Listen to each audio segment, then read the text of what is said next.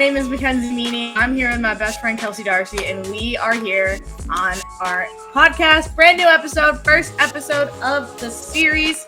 Welcome to Game Changers. Woo! So excited to be here. So before we get into it, we got to get our things out of the way. So Kelsey's going to tell you where you can find all of us and how you can follow along to see what we're up to. Okay, so you guys can follow us on Facebook, Twitter, Instagram, and TikTok. We're just at the Game Changers ETB. Also, please follow Empty the Bench for their podcast on Facebook, Twitter, and Instagram, and their ETB network. You can follow our YouTube channels where you can find all of this. You can also stream all of our podcasts on all streaming services. So you have no choice but to find us. You better find us. We're out there. I promise. Okay, get our ad out of the way. Presented by Playback. Watching sports is more fun with others. But we spend too much of our time watching alone. Playback is a virtual space where communities can stream live sports together with everyone perfectly synced up. Creators can hop on stage, deliver their own play-by-play analysts and commentary, and invite viewers up for a Q&A. Playback makes watching sports fully interactive and a social experience. For playing fantasy sports, replaying our sugars. You're good. Playback makes watching sports fully interactive and a social experience. From playing fantasy sports, repping your favorite players and teams, and watching the commenters, communities you care about. Win or lose, sports are best enjoyed together. Join our community by going to playback.tv/ETV network to find out more, including our live stream schedule. Make sure you check out some Playback streams. They're really cool. I've looked at them. I haven't hosted any yet, but the guys who host them with the network kill it every single time. Too true. So now let's talk about news, some women's sports news. I also want to know I'm wearing my Caitlin Clark jersey, and when I walked in today, Kelsey was like, "You love yellow," and I said, "I love women's sports." She's also in yellow Crocs. Yeah, I do have yellow Crocs on. Here they are for proof. All right. Let's talk about the news. I think the first thing we got to talk about right now is the Olympics are coming up. So excited. So excited. We were watching a little bit of the swimming trial earlier. Katie Ledecky. Let's Queen. just jump right in. Queen. Miss America, Katie Ledecky. Aging like fine wine. Oh, like yeah. truly just getting better each year. Mm-hmm. So Katie Ledecky qualified her for her fourth Olympics with a crazy time in the 400. It was like 3 minutes, like just under 4 actually, and like nobody was even. It looked like nobody was in the pool with her. No, I think it's really interesting about Ledecky. My first time like watching the Olympics and fully being engaged was 2016 in Rio, and I remember my dad was like pointing out how insane. He was just like, "Oh, look where everyone is," but then she was way ahead, and I was like, "Oh, she's behind." My dad's like, "No, she's like a full lap She's ahead." a full lap ahead. And I was like, "Oh shoot!" And I was only 15, and that was happening, and then 2020 is kind of like a blur, but like this is it. Like we're back. We're back. We're still back. I know. I'm so excited for the Olympics, and there's something about what I'm assuming is like for people who like were so big fans of myself. Like Kayla Ledecky's are Michael Phelps. Yes. And she's so sick. And I love how like the discourse on social media is like every time Ledecky gets in the pool, everybody's like, "Yeah, America!" It makes me laugh. She's great. She seems like a really cool person. She's also just like a good role model that a lot of other swimmers are looking up to, which is really cool. You don't really hear about her in the news unless it's like strict for swimming, where like with other athletes, like you hear that like they're up to other things. So it's like she's very like swim. Yeah, she loves to swim. And also in the swimming news, Gretchen Walsh, who is a newcomer to the swimming professional Olympic type swimming game. She's a college student, but she broke the 100 butterfly record, 55.18 seconds, which is absurd. I could never. Also, like talk about like I don't know if you're familiar with like the swimming and like the different styles. That's like literally one of the hardest ones. Like I could not fathom. No, I couldn't do it. But good for her. Excited to see her when she makes her way to Paris. Excited for all the athletes to make their way to Paris, honestly. It's exciting for newcomers though, because I remember like when Simone Biles got to hers, like everyone like if you like weren't directly in the gymnast world, you didn't really know who she was, and then her name blew up. So I have a feeling this is gonna be that's gonna be her. Yeah, we're gonna watch some she sweet blew greatness. Oh yeah. Moving on, Tobin Heath is eyeing her return to soccer. And I love the U.S. Women's National Team. I am the biggest fan of the U.S. Women's National Team. The U.S. Women's National Team has no fans. I'm not around. I don't know where I went, but I'm their biggest fan. And I love Tobin Heath. I remember when I was it was the 2015 World Cup in Canada, and I have a picture. I'll have to find it. I have a picture of her taking a corner against China in the round of, I think it was the quarterfinals, actually, or it was the round of 16. It doesn't matter. Tobin Heath is awesome, and I think she's so good at soccer. But basically, she detailed on her podcast/show, the recap show, that she basically has had like her cartilage replaced in her knee, and she's had 2 surgeries. And she wasn't sure the timetable of her return, but she's looking to return. And, bless you. She's looking to return and get on the field. I would love to see her back on the field. I just think she's so good, and I think the U.S. Women's National Team has really struggled not having her on the field. Yeah, I completely agree with everything you said. I'm not the biggest soccer fanatic. I can't compare. Like, I know like the basics about it. She's your soccer girl. Mm-hmm. All right. Now we got some sad news. Yeah. My heart, when I saw this video, my heart broke. Yeah, this is bad. Yeah, so Los Angeles Sparks rookie Cameron Brink, who is having a phenomenal rookie season, suffered a torn ACL and is going to miss the rest of the WNBA season. And more heartbreakingly, the Paris Olympics. She was weeks away from being an Olympian for the Team USA 3-on-3 basketball team. It just like hurts your heart. Like, imagine working that hard. Mm-hmm. I mean, you hear it all the time. People like, it's the same as like when people get to the Olympics and they like false start. It's like you've trained for your whole life for this one moment, and then something like that happened. But maybe it's one of those weird, funky, like everything happens for a reason things. Mm-hmm. I wonder if they'll still like fly her out and if she would still be a part of it. Something like that, just because it's such a big impact for the team. Yeah, so Cameron Brink was taken 2nd overall in the WNBA draft, and she's had a great rookie year. 15 games played, 7.5 points basically, almost 5.5 rebounds. She's just big and tall and good at basketball. There's nothing else to really say. If you've seen the video, basically how it kind of happened, it was like a non-contact injury. It just kind of looked strong.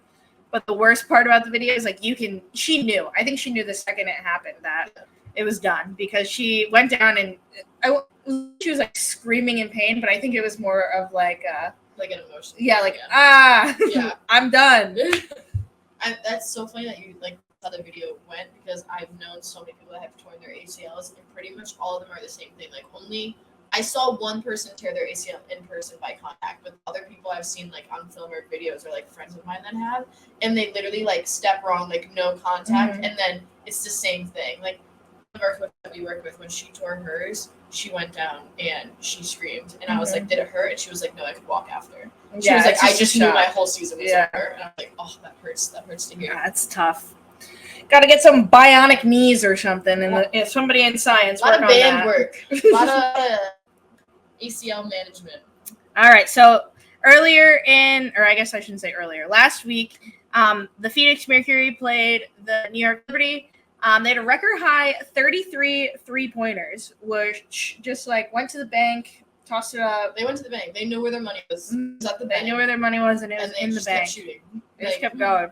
And with that, Diana Taurasi and Brittany Griner both had points in double digits, and the Liberty had their 8-game win streak snapped. So no more undefeated run for the Liberty. I'm sure they'll get back because they're phenomenal. But what makes this more exciting is that I think a lot of people have counted out the Mercury this season. They're too old, and they lost Skylar Diggins-Smith, and just like we don't need them. We're good. Yeah, but I don't know, kind of like the dark horse. Like they're chilling. Like, they're still there. They're not out. They're still there. Yeah, they're gonna always be kind of in the conversation as long as Diana Taurasi plays well. That's valid. Honestly, they're gonna be in the conversation as long as Diana Taurasi plays basketball. Valid. And then last but not least, we've got some tennis news. So exciting. I was never really a tennis fan, and then my friend was like, "Let's go to the US Open," and I was like, "Okay." And we went to the opening round, and I was like, honestly, I'm a tennis fan. Emma Raducanu is returning to tennis with a like wild card spot basically at Wimbledon. I forget how young she is. She's 21 years old. She's 21 years old, returning to Wimbledon after taking basically a year off to recover from surgery on her ankle and surgery on both her wrists, which I think is so impressive. Yeah. And to return at a place like Wimbledon, the best of the best. Just impressive. Yeah. And I'm just looking forward to it. I remember hearing about her when she was really good in like 2021 and was making a big run in the US Open. And just like, she was just killing it. And it's just like so inspiring to see because she's, like I said, she's like 21 years old. I know. So what's better than that? I think it's weird though. I think now like you're seeing more and more like kids not kids, I say kids, but like they're literally our age. Mm-hmm. Like you see more and more people that are like of the young age competing at that top level. Like I think even just not to reference it to lacrosse. We know lacrosse very well. We're both lacrosse coaches. We both play lacrosse. That's how we met. But like even like referencing it back to lacrosse, like you see kids committing in like they're verbally committing their freshman year of high school. And I'm like when I was a freshman in high school, I had no idea what I wanted to do. And now you have I didn't know what college was. Literally. And now you have people that are like 21 years old playing at Wimbledon, and you're just like, holy cow, that's impressive. It's impressive. Like if you ever feeling down about yourself, just know that there's someone 21 playing at Wimbledon, so you probably should. No, be nice. No, I'm kidding. Be nice. But that's kind of the big news roundup from this past week. I think the thing I'm most excited to see going forward is Ledecky. Mm-hmm. I am just so excited for the Olympics, and I do hope, because like I said, I'm a huge U.S. Women's National Team fan. I do hope that Tobin Heath can return. I also hope, I know we didn't really mention it, but her business partner and U.S. Women's National Team teammate, Kristen Press, is also making her return. She has been practicing with her club team in the NWSL. So a lot of exciting stuff, I'd say, coming up in the women's sports world. I'm wicked excited for the Olympics. Oh. I don't know, something about it just makes you like, I love it so much. But I'm excited for the Olympics, and I'm very excited to see like all of the records that I know are going to be broken, and not just like people hype swim, people hype up gymnastics, which is it's great. Those are the fan favorites. But like I'm really excited to see basketball, track. Oh my god, track is going to be electric. So good. The weightlifting, like those, it's going to be so good. I'm so excited for all that. All right. Now moving forward, as you know, this episode is coming out on Sunday, and Sunday is a really important day in the history of women's sports as we know it, because on Sunday is going to be the 52nd anniversary of Title IX.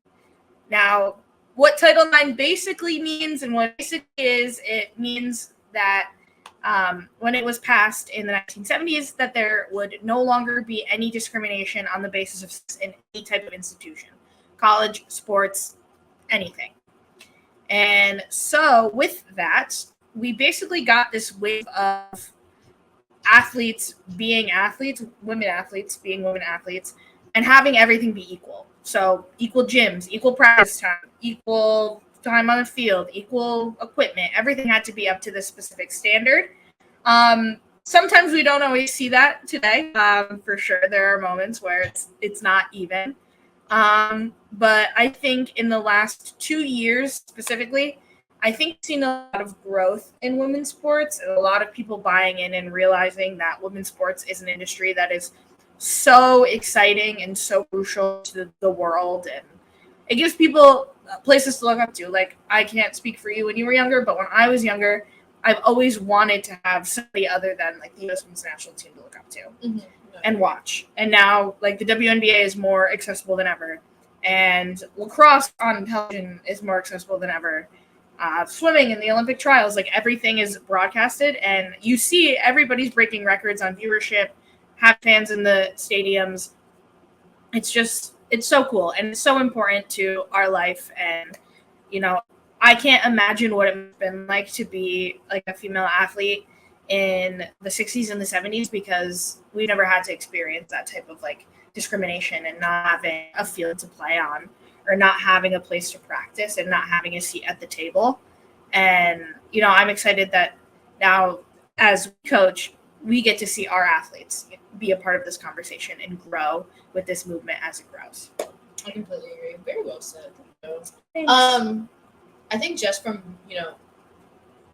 being, I think, like you said, we're very much so treading in the right direction. Like, we're definitely not done. Like I said, like, we still very much so see it in, like, you see on social media, like, even, like, the whole thing a couple years, like, March Madness, where it's, like, the weight room difference, and then you hear more about it with, in certain schools, when is it their time to get jerseys? Football getting jerseys every year, but, like, you have to wait. If you're, like, at the soccer teams, they're waiting, like, 4 years to get new jerseys, which is, like, insane.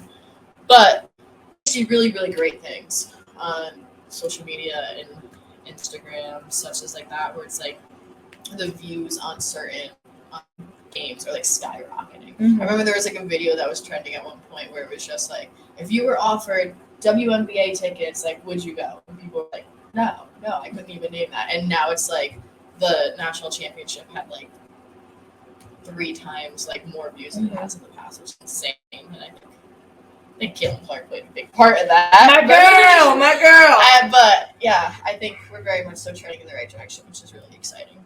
Yeah, I fully jumped on the Caitlin Clark bandwagon, and I will admit to it. Yes, she did. I fully, and I'm okay with that. I think she's great, and I think she's good at basketball, and that's all that matters. I will also say with Title IX and everything, it's just like, I think everywhere in sports, there's always room to improve and room to grow. And I think with people recognizing Title IX and its effects every single day, I think we've kind of hit this moment of, like, women's sports are here. They've been here, but now they're getting the recognition they deserve. And then I don't know the timing on, when it will grow and be as big as men's sports or even bigger, which is obviously the hope. But I think that the trends are really good. There are a couple of things that I personally would like to see improve.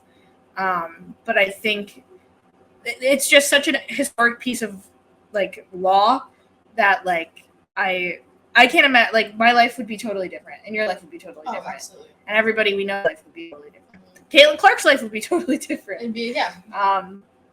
So we're happy that we have this. We're happy we have the opportunity to compete at the same level, and have everything be kind of equal. And I think sports have changed in this regard because, like I said, more people are recognizing women's sports and realizing the market that's there and how important it is to have somebody to look up to. Like, yeah, you could look up to, like, LeBron James, or you could look up to Jason Tatum. Like, you could look up to these players, but, like, I look up to Diana Taurasi. I look up to Sue Bird. Yeah, like, Sue Bird. It's important to have these people be visible and be able to see them growing and changing the sport, because they've been doing it for, especially DT, like, they've been doing it for so long that it's so important to be able to see these figures. And I think a lot of people are, like, recognizing that, like, if their child is an athlete, like their daughter, like, we saw out with the Super Bowl because of Travis Kelce and Taylor Swift. Like, a lot of young girls were watching the Super Bowl because Taylor Swift's there, and, like, their dad likes football, right? So they're sitting there and watching football with their dad. It's about making those memories, and there are moments like that. We'll see it a lot in the Olympics. People come together to watch sports. And we wouldn't have that opportunity if it wasn't for Title IX to watch it and enjoy. It's been a lovely thing. It really has been a lovely thing. But we're not done yet. Also, just, like, a little subtle plug for us. Like, love it because now we have something to talk about. And we've been wanting to do a podcast forever. So. Yes. Love it. And then I think it might be interesting if we talk a little bit about, so Kelsey and I are both lacrosse coaches, as we've mentioned, like, 4 times already. Kind of a part of our personality. It's our personality.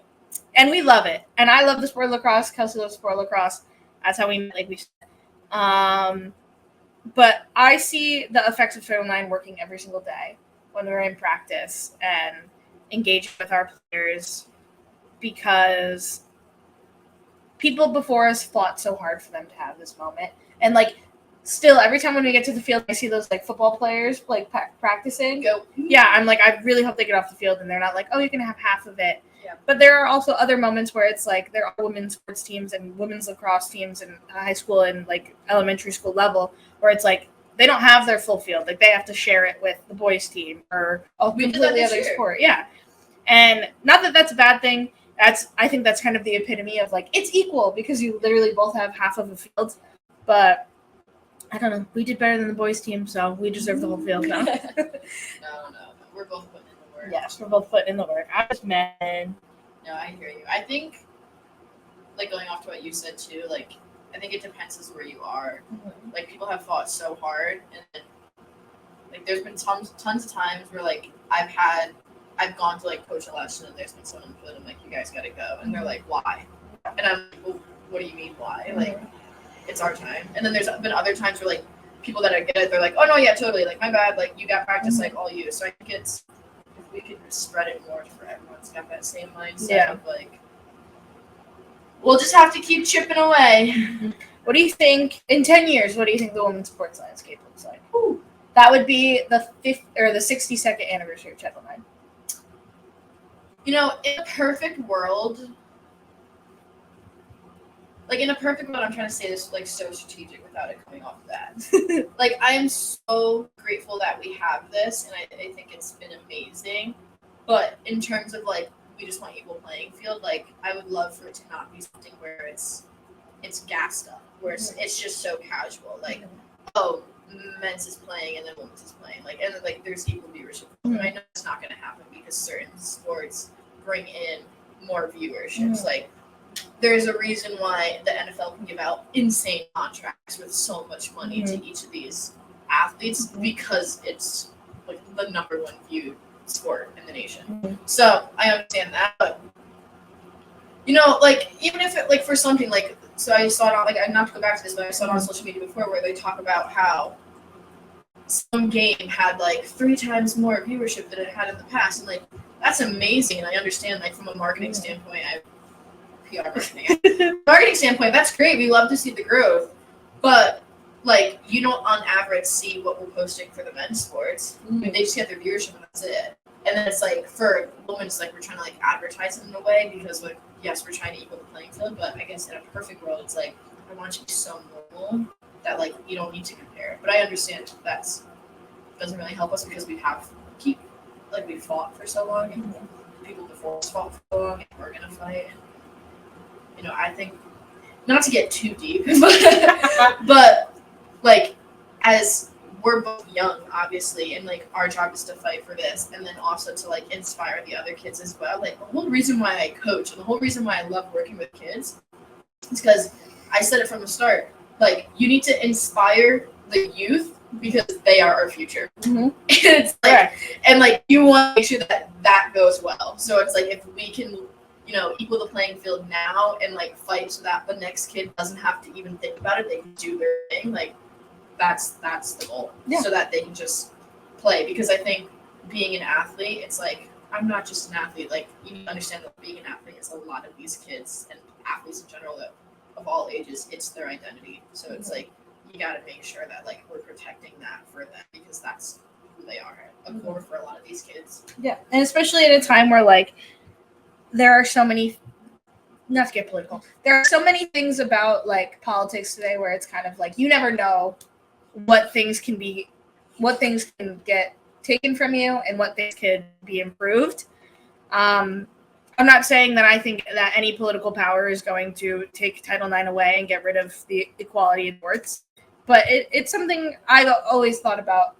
You know, we people before us have fought so hard. We were part of a generation that grew up with Title IX and grew reaping the benefits, basically, of all of these people who fought before us.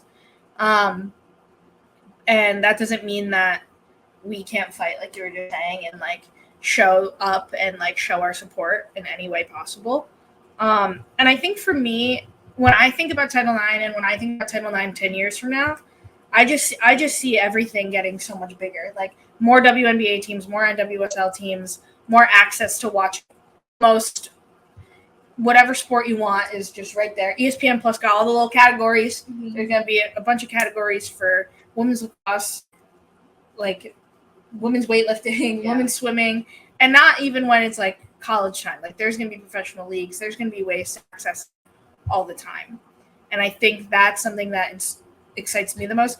And I mean, we all have seen the benefits of watching sports and how much, like we talked about in our ad read, how much sports brings people together.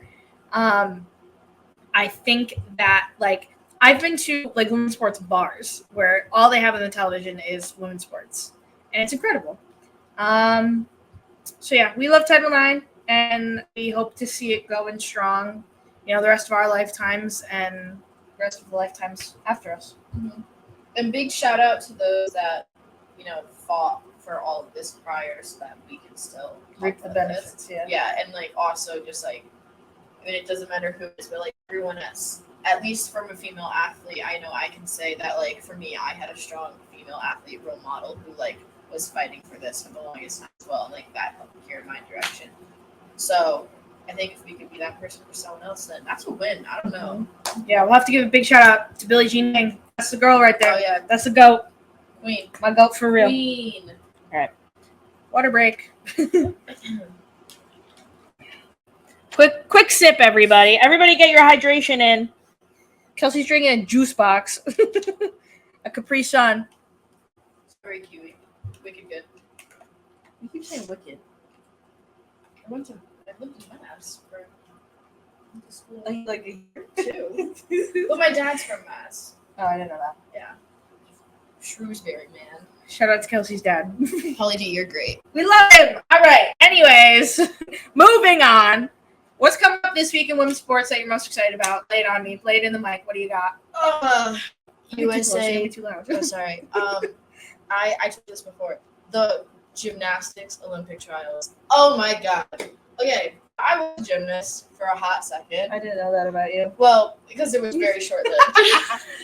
I was a gymnast for a hot second at this gym. I was younger. I did a lot of sports when I was younger. Just could not keep me still. Like the ADHD in me was just sport. So I did gymnastics, and it was incredibly short-lived because I remember this one time. It's a little TMI, whatever. Story time. I was there, and I was young. Okay, I was young.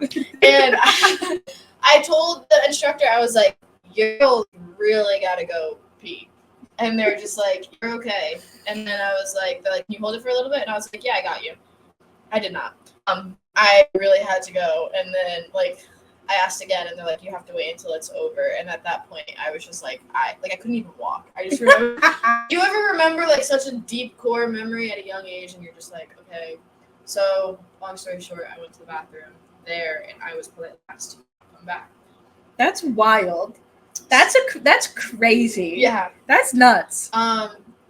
Yeah. So, but love gymnastics. I think oh my gosh. Especially, like, I know everyone's like gymnastics is so great. Simone Biles is so great. First, my role model, Allie Raisman. Love her. Queen. Oh, love her. God. She's amazing. But Simone Biles and what she did, everyone was geeking out about her in Tokyo, saying that, like, America. She's washed. Yeah, she's washed. America hates her. Shut up. No, she did more for women in sports when a girl was going through it by using her platform to talk about it than she did breaking all of her records in 2016. And now she has a show coming out about all of it, and she talks about, I don't know, I'm so into this. I've done so many, like, interviews, like, watching all of it, and she went on Call Her Daddy, and she called, and then she talked about it again for her show. There's a preview. It's July 17th is being released, which is, like, right before they go. And it talked about, she was just, like, gut intuition and, what the spinnies meant, and, like, the spinnies and what or no, the twisties or whatever it was, and, like, what, like, mental health really means. And she said that, like, I had a gut feeling about the Olympics, but I still had to go because I had this fan following. Like, I had, like, this fan base that I just couldn't let them down. But in the process, I was really hurt myself, and I was just like, oh my god. Speak your truth. Speak your truth. No. Simone Biles is dope. I remember when all that happened and everybody was attacking, and then she still won a medal. So, like, she silenced the haters. Still won. She was just like, if I really got to go out there just to shut you guys up, I'll do it. I'll go and get a medal. Like, it's not gonna be my best work, but she still bagged, like, bronze, silver, bronze. pretty sure it's bronze. She got a medal. 33 from. I'm pretty sure she got bronze on beam. But yeah, That's what you're excited about? oh my god, I'm so hyped. Yeah, that's what I'm excited about. Okay, your turn. What are you excited about? Additionally, looking ahead to the next couple of weeks, I'm excited to watch the Kansas City Current because I think the Kansas City Current are a little bit okay, I should backtrack. I think the Kansas City Current, when they joined the NWSL, I think that they were like nobody thought they were going to be good, which I feel like is kind of messed up to say. But I feel like that's how it happens with every expansion team. Like everybody kind of thinks that, like, oh, new team on the block, like they're not going to win any games. We're going to crush them. We don't want them to come to our stadium and beat us. Whatever. Not only is KC Current unbelievably good, they're number one in the NWSL and they have not lost a game. So good for them. They are on a 13-game winning streak. What's that saying where it's like, work hard in silence, let success follow your voice? Like, that is them. That is them. They're playing Portland on the day that this comes out on Sunday. The game's not until 4 p.m. So what you could do is listen to this and then watch that game because it's going to be a banger. I already know it. Portland's always, on paper, a very good team. They've won a couple championships. They haven't been to the championship game in a couple of seasons, I don't think. But Portland's always an exciting team to watch, and they're really good. They've got Sophia Smith, who is like, I can't even talk about how good she is. Loss of words. Wow. She's just so. You don't get I know. choked up like she's that. she's just so good. Oh, I love Sophia Smith. That's a topic for a different day. So I will be excited to see if the KC Current can keep it up, especially against a team like them. In their last 5 head-to-head games, they basically shared it, going back and forth, with like winning and stuff. Mm-hmm. So I believe, if I remember correctly, the Portland Thorns are up in that 5-game like head-to-head series 2-2. So Kansas City is due for their win. They're due to stay undefeated. I would be interested to see how far they go and how far they take it, assuming they win on Sunday. Because it's exciting to watch an undefeated team. That is really exciting. I wonder, do you think they're feeling said pressure of being undefeated, and do you think they're probably like, well, like, do you think that, like, at this point in the game, do you think they're kind of just like, we just have a game, or are they like, we gotta keep the streak? No, I think they're just like, they have a game. I think honestly, what separates a professional athlete to like people like us is that like they're just like, whatever, I got a soccer game, let's go. Everybody get out there. The difference with them is also that like they're getting paid to do this, so they're just like, get in the bag. Yeah, but they care about it. You know what I mean? Yeah, I'm sure they care about winning, and I'm sure they know. You know, there's a little bit of pressure of staying one and working really hard to keep that title. But at the end of the day, like if they drop and they're not number one, like they're just gonna be like, whatever. We'll be back on the field next get week. Our get back. Mm-hmm. Exactly. So I don't think they feel necessarily pressure to keep it. The pressure they might only be feeling is just that, like, they want to play good soccer and they want to win a championship. Yeah, I agree. All right. Said, buddy. Thanks. Now, moving on. Chelsea Gray. We were talking earlier about how much we love Chelsea Gray. She has returned to the Las Vegas Aces. She missed the first. She is back. She's back like she never left. Back like she never left. She missed the first 12 games due to injury, but now she's back. And the Aces can be back on their silly and crazy because that is what they need. Because they're just a silly, goofy, crazy team. And who doesn't love to watch a silly, goofy, crazy team? Yeah.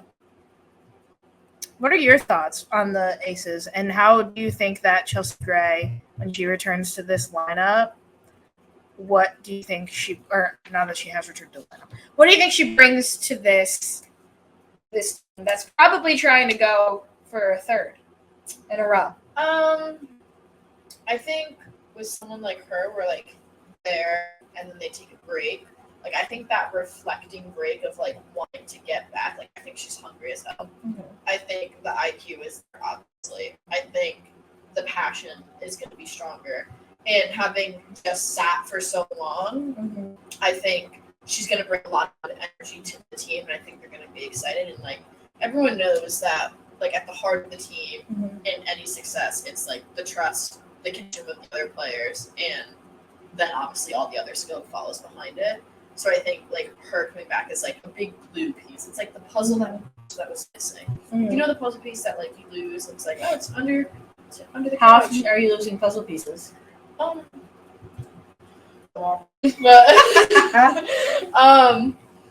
no, but if there was said puzzle piece that was missing, it's her, and she's back. So I think smooth sailing from here with her. Yeah, and I mean the Aces are just a fun team to watch all around.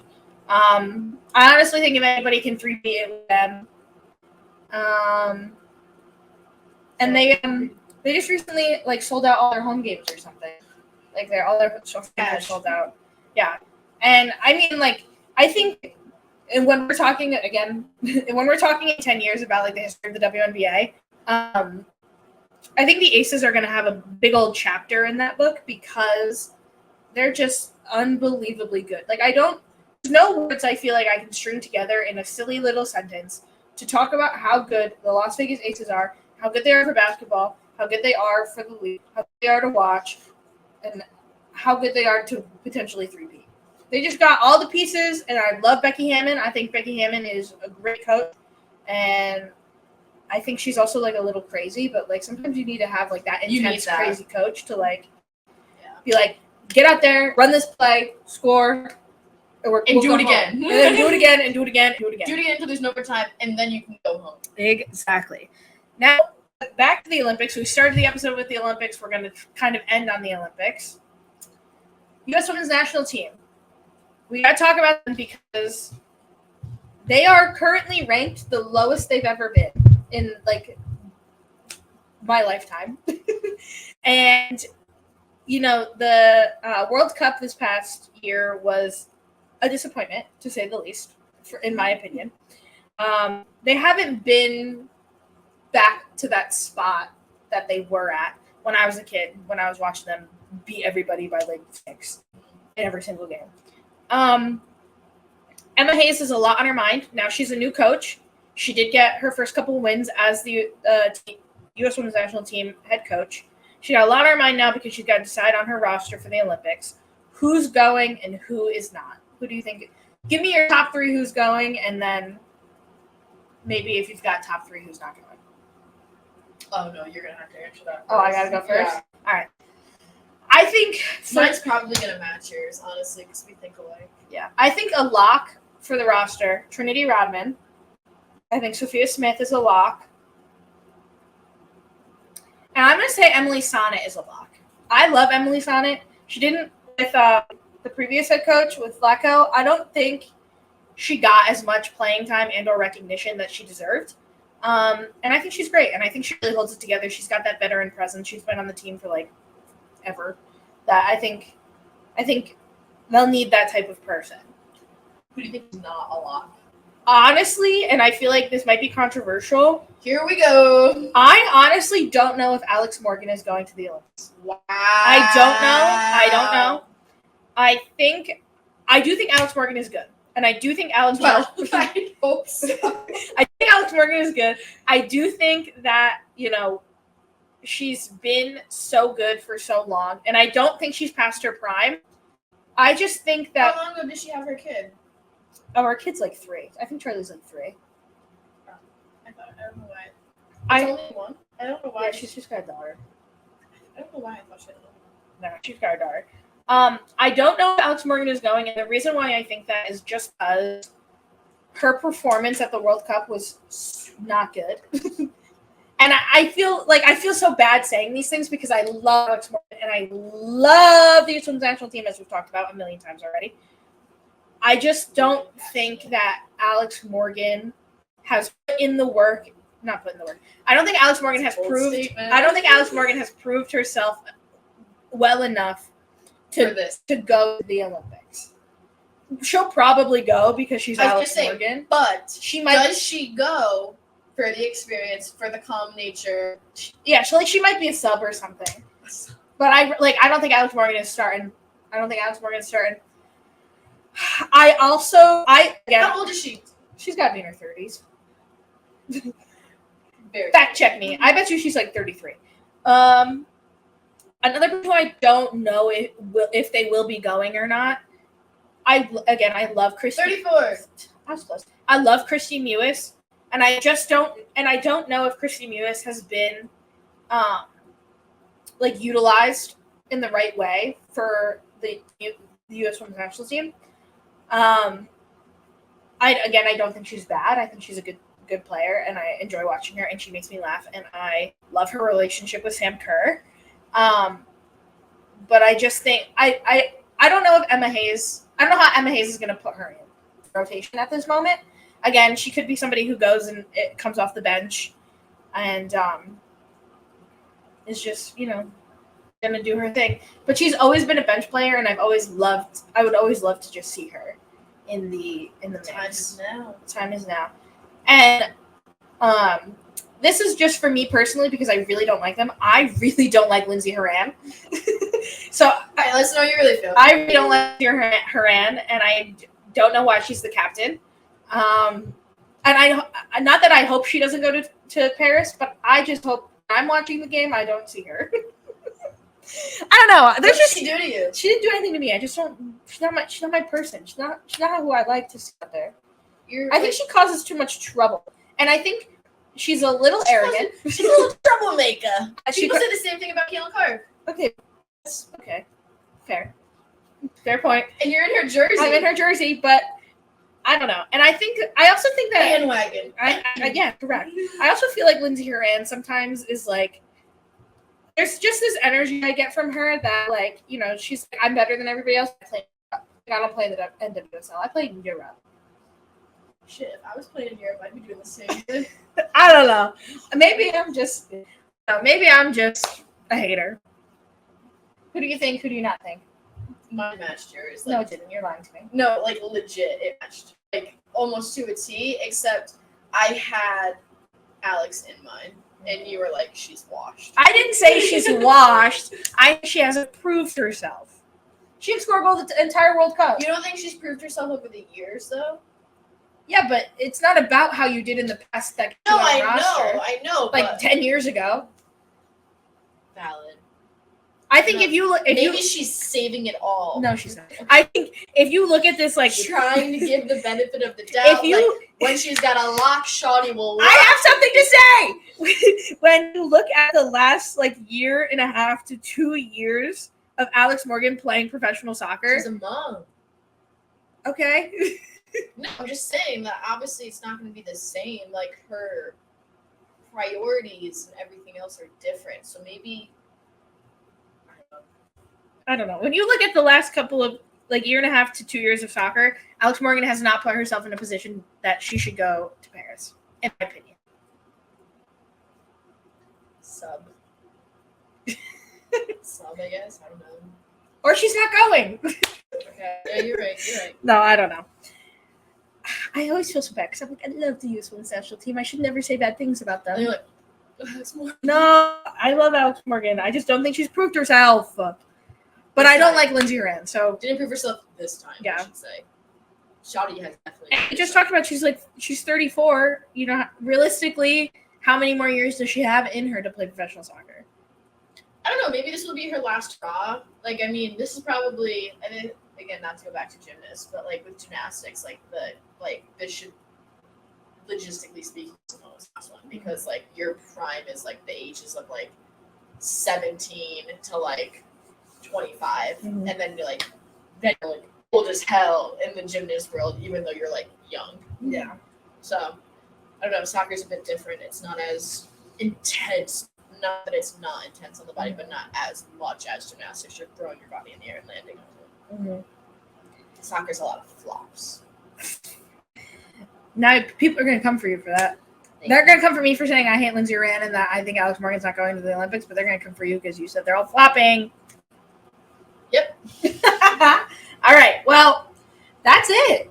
That's all we got. That's all she wrote. That's all she wrote. Thank you, Trinity. And by she wrote, that's all we wrote. Sav wrote. That's all. That's all I wrote. Yeah. Kelsey calls me Sav because here's a quick note. Kelsey calls me Sav because when we played lacrosse together, I was a little aggressive.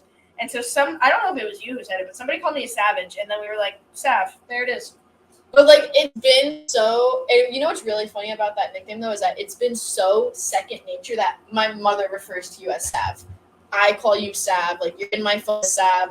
On the field, I'm like Sav, and we obviously just coached this year together, and like even like obviously she's Coach Mac and I'm Coach Kelsey, but I'll like on the field, like I'll try and be like Coach Mac just to like be assertive and like To get it out there. show them that like that's what you should say. And then sometimes I'm like Sugars, Sav, and then like there's been kids that are like, What's her name? and then other kids, there's been like kids that we've coached that were like, what did Sav say? And I'm like, oh, and then I'm like, wait, that's not your name, that's ours. You can say it. I'm Coach Mac. Anyways, that's our episode of Game Changers. Thank you for tuning in for the first one ever, first of many, hopefully.